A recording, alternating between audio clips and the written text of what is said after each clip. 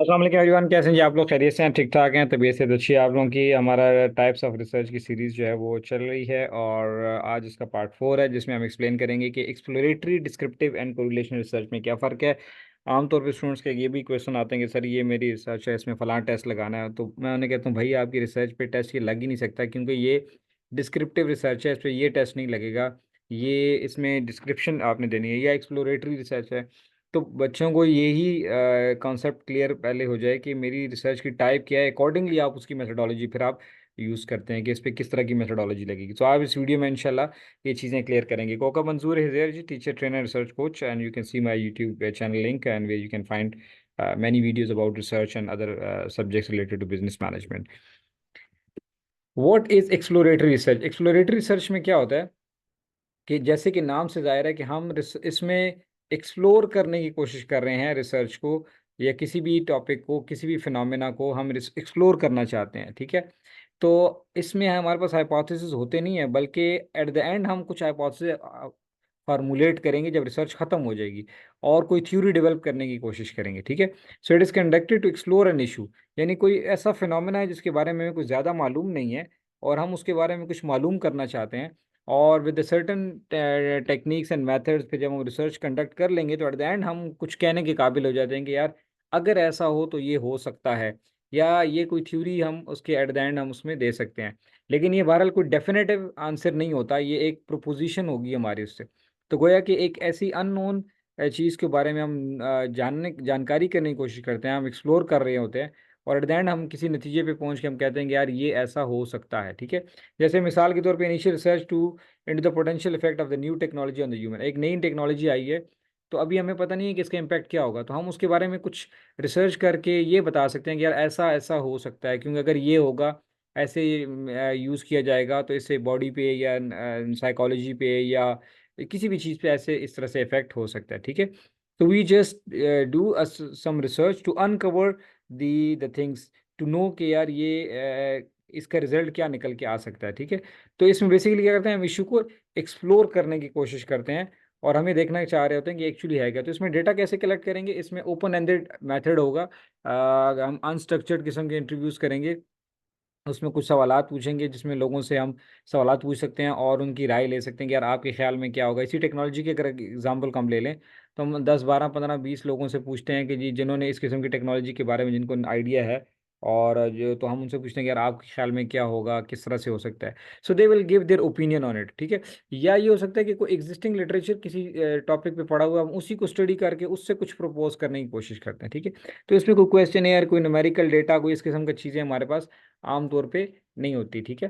تو اس میں کیا اوپن ہینڈیڈ ہوں گے، فلیکسیبل ہوتا ہے، اور the first step in research when topic is not well understood. So normally جو اسٹارٹ ہوتی ہے ریسرچ وہ عام طور پہ ایکسپلوریٹری ہوتی ہیں، پھر کچھ چیزیں ہمارے پاس سامنے آ جاتی ہیں، اور پھر ہم نیکسٹ اسٹیج پہ جاتے ہیں، ٹھیک ہے؟ تو it's basically the research in which we explore a certain phenomena. Descriptive is a step further to it. Descriptive میں کیا ہوتا ہے کہ ہم چیزوں کو ڈسکرائب کرتے ہیں، اب ہمارے پاس چیزیں موجود ہیں، سچویشن موجود ہے، اور ہم صرف اس کو ریسرچ کر کے ایکسپلین کرنے کی کوشش کر رہے ہوتے ہیں، یا ڈسکرائب کر رہے ہوتے ہیں کہ یار ایکچولی یہ کیا ہے۔ So it's a snap shot of the current state of affair, ٹھیک ہے؟ مثال کے طور پہ جیسے کہ it AIIMS to describe the characteristic of some thing, جو فینومینا یا پاپولیشن کو ہم اسٹڈی کر رہے ہیں اس کے بارے میں ڈسکرائب کرتے ہیں۔ مثال کے طور پہ میں کہوں گا یار پاکستان کی اکنامک سچویشن، ٹھیک ہے؟ تو اس پہ ہم ریسرچ کرتے ہیں کہ یار اس پہ انفلیشن کتنی چل رہی ہے، جی ڈی پی کتنا ہے، نیشنل انکم کتنی ہے، ان امپلائمنٹ کا کیا ریٹ ہے، انڈسٹری کیا ہے، اور پھر ہم اس کی کازز وغیرہ فائنڈ آؤٹ کرتے ہیں، یا ہم یہ کہتے ہیں کہ یار Y industry in Pakistan is not progressing, ٹھیک ہے؟ تو ہم اس کے بہت سارے ریزنس فائنڈ آؤٹ کر کے بتائیں گے کہ یار یہ ریزن ہو سکتا ہے، یہ ریزن ہے، یہ ریزن ہے، یہ اکنامک گروتھ پچھلے 10 سالوں میں کیسی رہی۔ تو we just describe the thing. سو اس میں ہم یہ کہتے ہیں it does not seek to determine cause and effect, ہم اس میں کاز اینڈ افیکٹ نہیں ڈسکس کرتے، صرف چیزوں کو ایکسپلین کر دیتے ہیں، ڈسکرائب کر دیتے ہیں کہ یار یہ چیز ایسے ہے، بلکہ ایکسپلین سے بھی زیادہ بہتر ورڈ ہے کہ ڈسکرائب کر دیتے ہیں کہ یار یہ ایسا ہے۔ We just explain the existing state of affair, survey on the consumer preference on the certain product, یعنی ایک جس مثال کے طور پہ کوئی پروڈکٹ ہے، کوئی ٹیلی کام کی ہے، یا کوئی بینک ہے، یا کوئی موبائل فون ہے، یا لیٹ سپوز سیمسنگ ہے، تو ہم کہتے ہیں یار کس شہر میں، اسلام آباد کے شہر میں لیٹ سپوز ہم 100 لوگوں سے، 50 لوگوں سے پوچھا کہ وہ کیا کہتے ہیں، ان کو کون سا فون پسند ہے، تو بس یہ ہم نے 100 لوگوں سے یا 500 لوگوں سے پوچھ کے ہم نے بتا دیا کہ جی ان لوگوں کو اتنے لوگوں کو یہ فون پسند ہے، اتنے لوگوں کو یہ فون پسند ہے، ٹھیک ہے.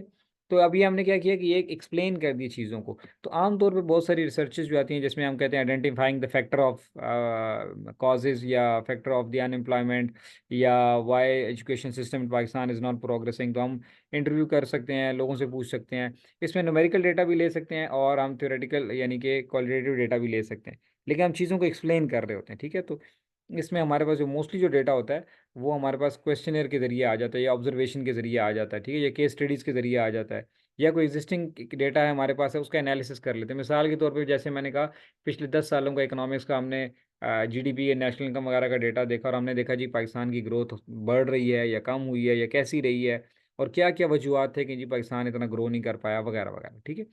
So it focuses on what rather than Y. اس میں ہم یہ ایکسپلین کرتے ہیں کہ کیا ہے سچویشن، ٹھیک ہے، کیوں ہے اس پہ ہم بات نہیں کرتے، ٹھیک ہے. تو اکثر آپ ابھی اپنی ریسرچ کو خود دیکھ لیا کریں کہ آپ کی ریسرچ ڈسکرپٹیو ہے.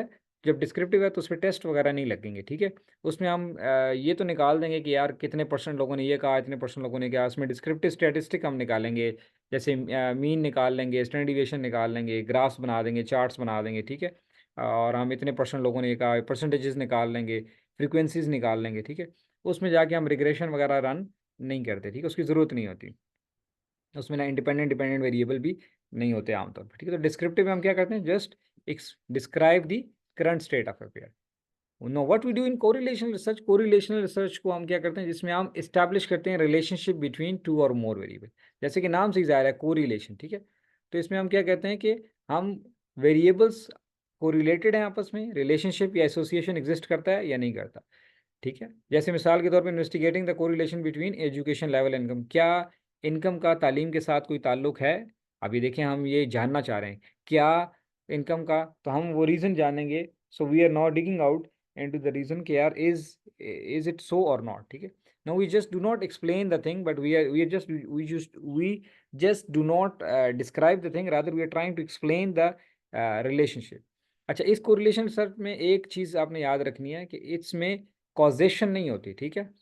causation کو ہم یہ نہیں کہہ سکتے x causes y اور y causes x، بلکہ ہم یہ کہتے ہیں کہ x and y are related. جیسے میں یہ کہہ دوں کہ یار انکم اور ایجوکیشن کا آپس میں کوئی تعلق ہے یا نہیں ہے، تو یا ہوگا یا نہیں ہوگا. تو ہوگا تو زیادہ ہوگا یا تھوڑا ہوگا، پھر ہم اس کے اوپر بات کریں گے، ٹھیک ہے. تو it just explain that relation ship actually. تو اس میں ہمارے پاس ڈیٹا کیسے آ جائے گا؟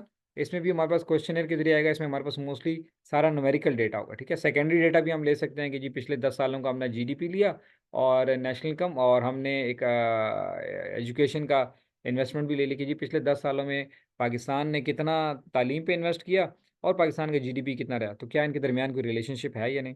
ایسے بھی کر سکتے ہیں، اور ایسے بھی کر سکتے ہیں کہ ہم نے ون ٹائم ڈیٹا لے لیا، لوگوں سے جا کے پوچھا کہ یار آپ کی ان کا سیلری کا اور ان کی موٹیویشن لیول چیک کر لی، یا ان کی ایکسرسائز کو ہم نے دیکھا کہ یار ان کے ایکسرسائز سے ان کے بلڈ پریشر پہ کوئی فرق پڑتا ہے یا ان کی ہیلتھ پہ یا مینٹل ہیلتھ پہ کوئی فرق پڑتا ہے. جو لوگ زیادہ واک کرتے ہیں وہ خوش رہتے ہیں یا نہیں رہتے، ٹھیک ہے. تو ابھی ہم 2 ویریبل کے درمیان ریلیشن شپ دیکھ رہے ہیں. تو 2 یا 2 سے زیادہ ویریبل کے درمیان جب ہم ریلیشن شپ کو دیکھتے ہیں اور اسٹیبلش کرتے ہیں کہ یہ سگنیفیکنٹ ہے یا نہیں ہے، تو وہ کوریلیشنل ریسرچ ہوتی ہے. اسی میں آپ کا ایگریگریشن، کوریلیشن اور یہ سارے معاملات وغیرہ اس میں رن ہوتے ہیں. تو اس میں ہمیں یہ پتہ چل جائے گا کہ ریلیشن شپ کی اسٹرینتھ کتنی ہے، کمزور ریلیشن ہے یا تگڑا ریلیشن ہے، یعنی بہت کلوزلی ریلیٹڈ ہے یا مطلب ویکلی ریلیٹڈ ہے. اور ڈائریکشن بھی پتہ چلتی ہے کہ پازیٹیو ریلیشن شپ ہے یا نیگیٹو. اب پازیٹیو نیگیٹو کیا ہوتا ہے، اس پہ بھی ہم نے بہت ڈیٹیل ویڈیو بنائی ہوئی ہے پہلے سے کوریلیشن پہ، تو آپ وہ بھی دیکھ لیں. اور مختصراً یہاں پہ بتا دوں کہ مثال کے طور پہ اگر ایک ویریبل انکریز ہو اور دوسرا بھی انکریز ہو، تو ہم اسے کہتے ہیں پازیٹیو کوریلیشن. لائک ایکسرسائز زیادہ کی اتنی ہی مینٹل ہیلتھ اچھی ہو گئی، تو اب یہ پازیٹیو ریلیشن ہے.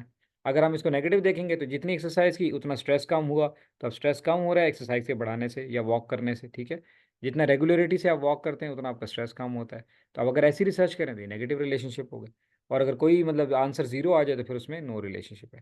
تو یہ basically it is useful when experimentation is not possible. جب ہم ایکسپیریمنٹیشن وغیرہ نہیں کر سکتے، عام طور پہ سوشل ریسرچز میں ہم ایکسپیریمنٹس وغیرہ نہیں کر پاتے، تو پھر ہم یہ کیا کرتے ہیں، ہم اس کو کوریلیشن ریسرچ کے ذریعے ریلیشن شپ کو اسٹیبلش کرتے ہیں. تو ایکسپلوریٹری ریسرچ میں ہم کیا کرتے ہیں، ایکسپلور کرتے ہیں فینامنا کو، جاننا چاہ رہے ہوتے ہیں، کچھ انکور کرتے ہیں فینامنا کو، ٹھیک ہے. اتنا کچھ زیادہ معلوم نہیں ہوتا ہمیں اس کے بارے میں. اور ڈسکرپٹیو ریسرچ میں چیزیں ہمیں معلوم ہوتی ہیں، ہم ان کو ذرا ڈسکرائب کرتے ہیں اسٹیٹسٹیکلی، نمبرز کے پوائنٹ آف ویو سے، گراف سے، چارٹس وغیرہ سے، ٹھیک ہے.